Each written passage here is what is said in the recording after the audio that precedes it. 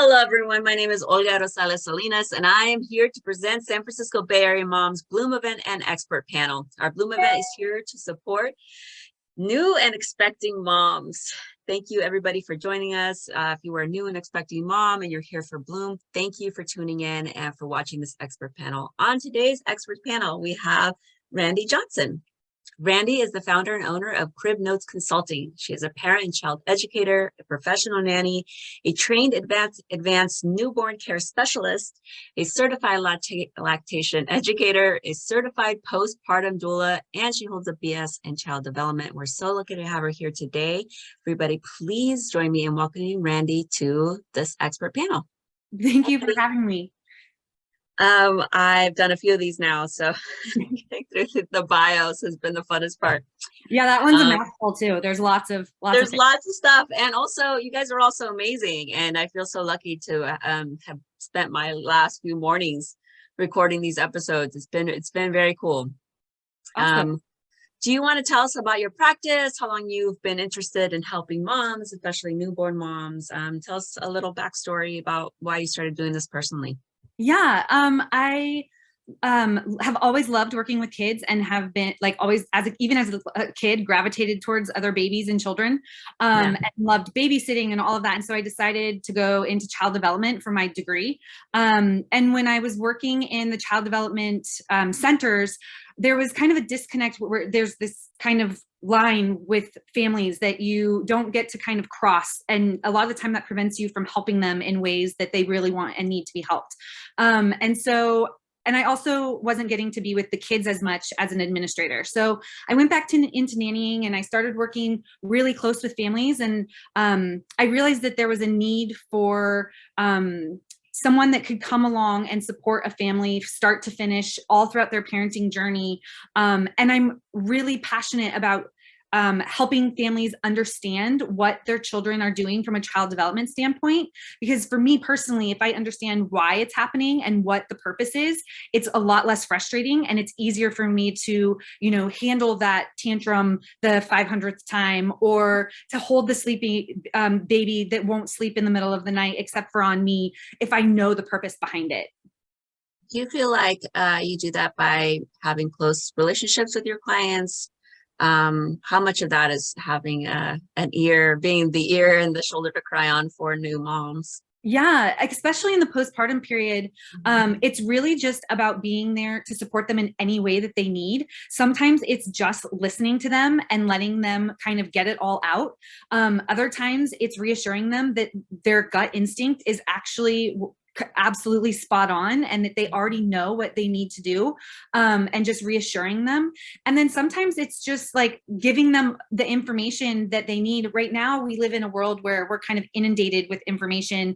It's coming at us from Instagram, it's coming at us from family and friends and all kinds of social media. And we don't really know what information is valid for us and what information is science-based. And, so it's hard to weed through all of that normally. And then when you're in the thick of it, in the weeds, it's really hard to have the time and energy and mental space to weed through all of that and then pull out what works for you and then know how to apply it. You can have the information but have no idea how to apply it to your situation.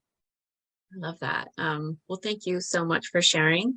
I'm going to go ahead and just go into these questions that were sent from our audience and our readers. And hopefully, if you sent one of these questions, you're also listening to this Bloom Expert panel, because your question is in the mix and it will be answered. So here we go. This first mom says, I have a baby with eczema and a diaper rash. How to soothe the itching and redness? How do we soothe the itching and redness? Do I use aloe?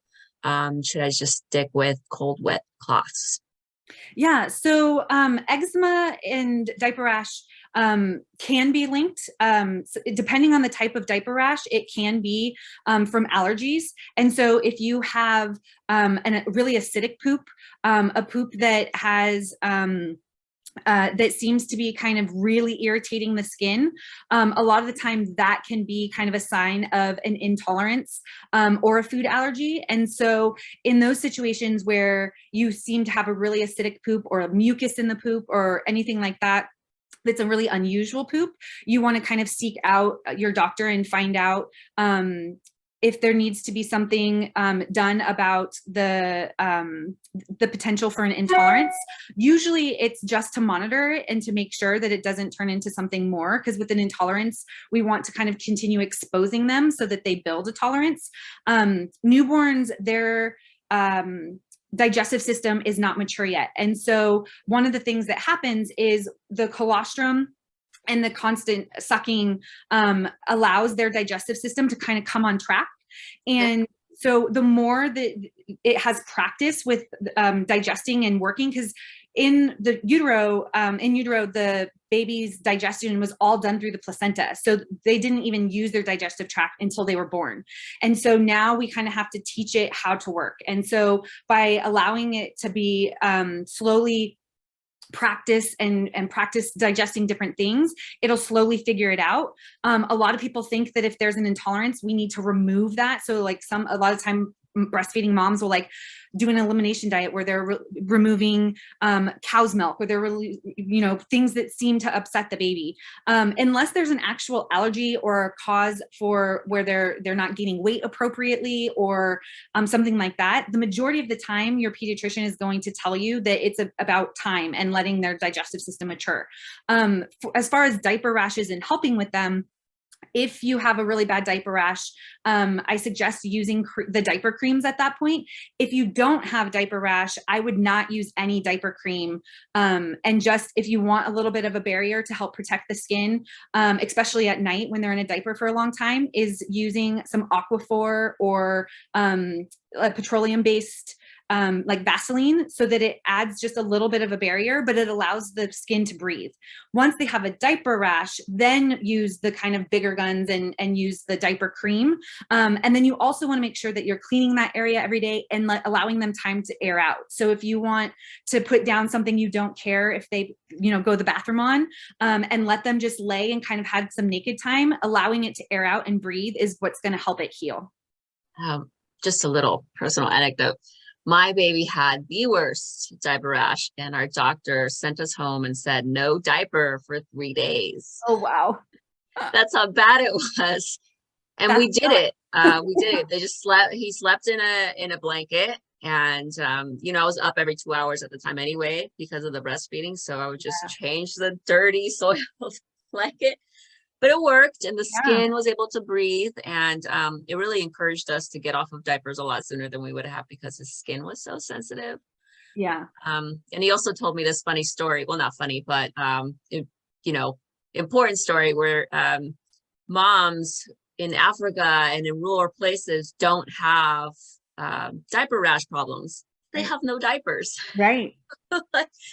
Baby's allowed to air out all day long, and they just train sooner, and there's just that diaper rash thing isn't a thing. So if you're brave enough and you're up already every 2 hours, that's a way to go. Yeah. Yes. So thank you for letting me go down that route. Let's go. Next question is, what is the ideal temperature for cooked food? So the ideal temperature is very much going to depend on the individual baby, just like it does with us. Some of us like our food really, really hot. Some of us like it lukewarm. It's more about just making sure it's the temperature that they're going to eat it at. And I usually go with kind of what I like. So just as kind of a starting point. And so I'll make it, depending on what it is, I'll make it warm enough that it's hot, but not hot that it's going to hurt them or burn their mouth. So a lot of the time, if it's cold or like kind of that lukewarm where it's not warm enough, they're not going to be as interested in eating it. And so really just going with what your child's telling you and making sure that it's not a temperature that is going to hurt them. Okay. Checking temperature first. That's great. How do you increase milk production for breastfeeding? Best tips and advice for that? Yeah. So one of the things that is important in the postpartum period, and especially with newborns from both sides, is that newborns have a really small stomach for a reason. The newborn, when it's born, it's called the fourth trimester because it's actually, babies aren't ready to be born. Well, they'll fit through the pelvis. And during that fourth trimester, their brain is now responsible for regulating their system, whether it be breathing or heart rate or body temperature, and all of those things. And so the brain has to figure out how to do that. And it takes about 3 months for it to get really efficient at it. Up until that point, when they were in the utero, the placenta regulated all of that. Right. So nature wanted to make sure that we were able to regulate them and that they had the opportunity to be regulated often so that it would protect them and keep them alive. And so one of the ways that nature did that was by giving them a really small stomach and by making it so that colostrum at first is really, really in small amounts, so that they're having to eat often and they're having to suck often. So they're on us and that regulates their system. So because they're having to eat every 2 hours, they're on us every 2 hours, which regulates their system. Sucking is the one way that infants are able to regulate themselves. And so sucking regulates them. So having them have to eat every 2 hours makes it so that it regulates their system on a regular basis. On the flip side, we as breastfeeding mothers need nipple stimulation to produce the two kind of main hormones that produce milk, which is prolactin and oxytocin. And so the sucking actually signal up to the brain to tell the body to produce more milk.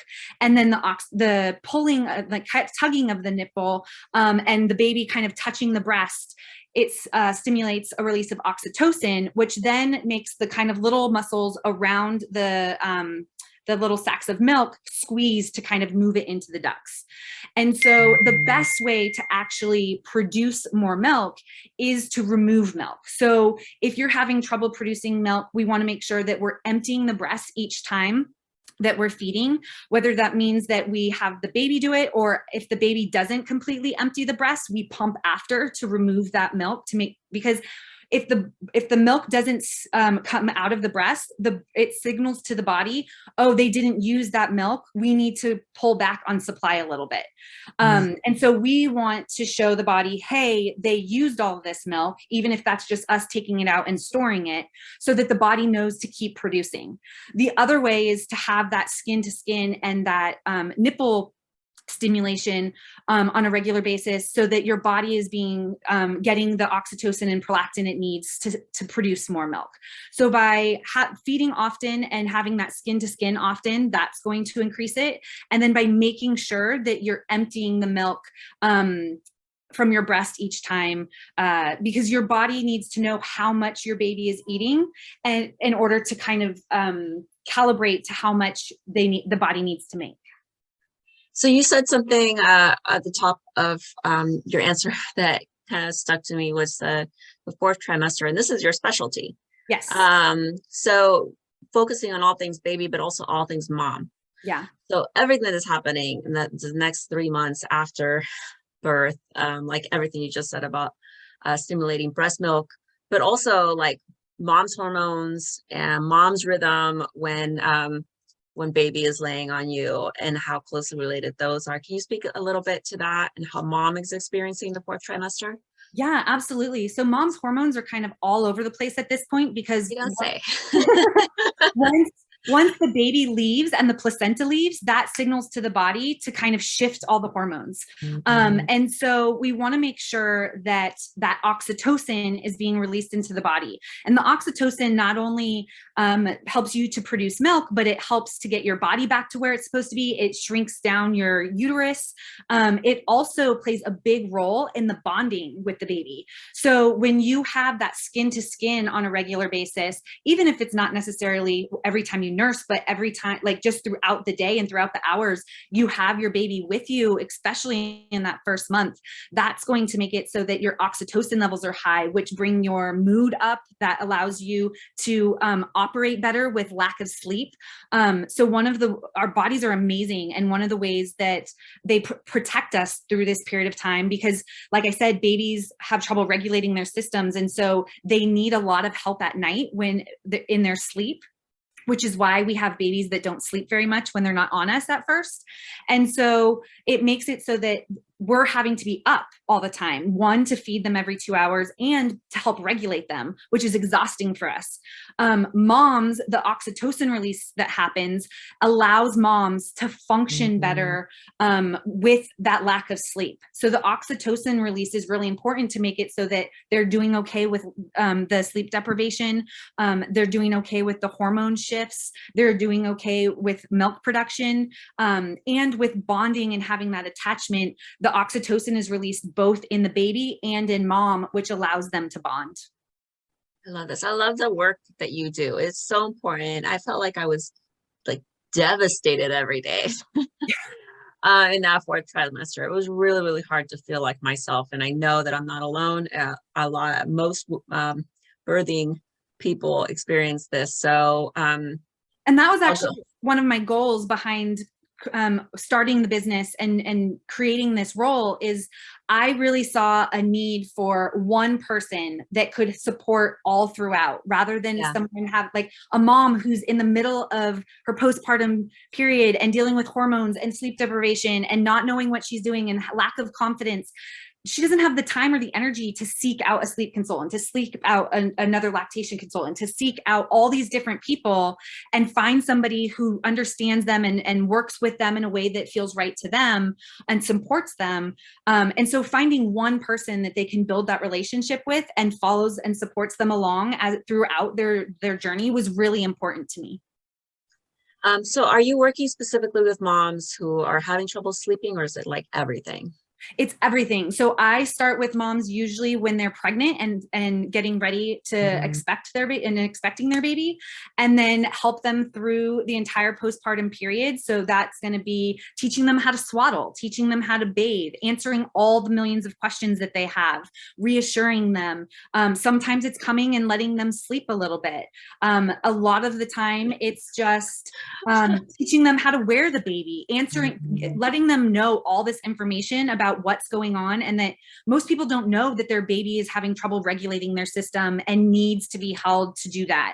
And that's why they're not sleeping. Whereas if they understand that, instead of having this idea that, because everyone asks, is your baby sleeping through the night yet? And so they think, I must be doing something wrong. My baby's not sleeping through the night. And so they're panicked and they feel bad and they feel like they don't know what they're doing, when in reality, their baby is doing what it needs to do to stay alive and what it's supposed to be doing in this period. And so if they know that and know that at 3 months, the baby's now going to be able to regulate itself and it's going to start sleeping better from a biological standpoint, they'll be like, I can totally make it through this 3 months. And so then after we kind of get through that postpartum period, the support usually continues, whether it be introducing solids or now navigating how to kind of deal with a baby that's starting to have a little bit of an opinion and setting boundaries, sleep training, potty training, and it goes all the way through into elementary school. I love this so much. So Crib Notes Consulting is the name. And do you do house calls? Because I would have called you a million times. Yeah, so I do. And walk me through life. Yeah, for me, it's really important that I meet my clients where they're at, and so I have different options. We can do phone consultations. We can do in-person consultations. I also have 24-hour on call, so you can call me in the middle of the night and I'll answer the phone and talk you through whatever you need to talk through, which most often happens during the postpartum period. And then I also have where no matter what kind of consultation you do, you get unlimited text support. So you can text me at any time and I will respond within 24 hours to be able to answer questions throughout. So you get that for a period of time after your consultation to make it so that you feel like you have somebody there even when I'm not there. So one of the questions that was sent to us was about co-sleeping, and I assume that if you're going and doing a house call, this is something that you cover because you're checking beds, you're checking cribs, you're seeing what the regular routine likes, and then you can adjust that way. Yeah, absolutely. Okay. Yeah. Awesome. Well, thank you so much for being here. Thank you for joining the Bloom Expert Panel. I will tag all of your information for the moms that are listening in who sent these awesome questions that were so important and informative. And hopefully these moms will reach out to you. But either way, thank you for being here. And Crib Notes Consulting is the name. Thank you so much, Randi Johnson, for being with us. And as always, San Francisco Bay Area moms here to support new and expecting moms. Thank you for having me. Bye.